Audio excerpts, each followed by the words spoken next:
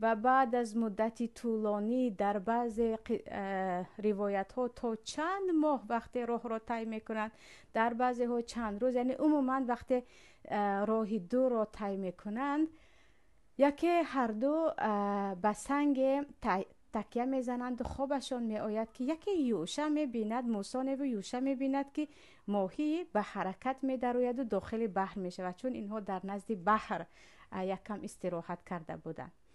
و بعضی ها میگن همان آبی که در آنجا هست آب حیات است، که این هم یک قصه ضعیف است.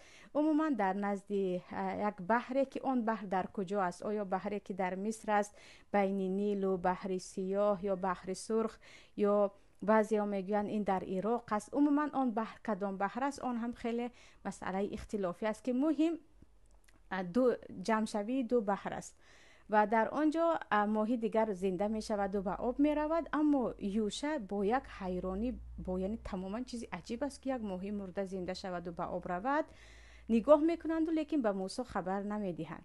پس از تقریبا یک روز و یک شب که اینها باز راه را دوام میدهند، موسی میگن دیگر گرسنه هستیم، یوشع کنی آن خوراکمان را بیاور. که یوشع میگن اوه که من فراموش کردم، ماهی زنده شده رفته بود به آب. که عجیب بود یک طریقه زنده شدنش و به آب رفتنش، که موسی میگن آخر این همان علامت است، علامتی که پروردگار به ما گفت هر جایی که ماهی را ما گم میکنیم آنجا خضر است. بر میگردن به همان جایی که ماهی را گم کردن. وقتی می آیند می بینند مرد در آنجا بالای جامعش تکیه زده است، که موسی می روند و می گویند السلام علیکم و با خضر شناس می شوند و از خضر التماس می کنند که من را با خود بگیر تا از علمی که الله به تو داده است من هم بیاموزم.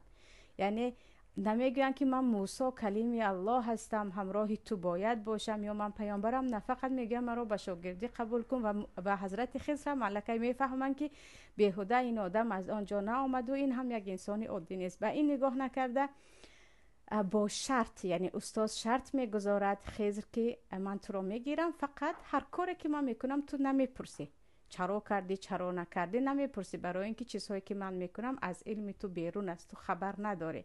با همین اتفاق میکنند و با کشتی می نشینند، که کشتی در روایت از آن شخصانی معیوب بیچاره بود. صاحبان کشتی یکی کور بود، دیگر باز بیمار بود، عموما یک آدمان بیمار بود. صاحبان کشتی آدمای بیچاره بودند و آنها میگویند خضر را که همه میشناختند ما شما را به پول از این طرف آب به آن طرف آب میکشانیم.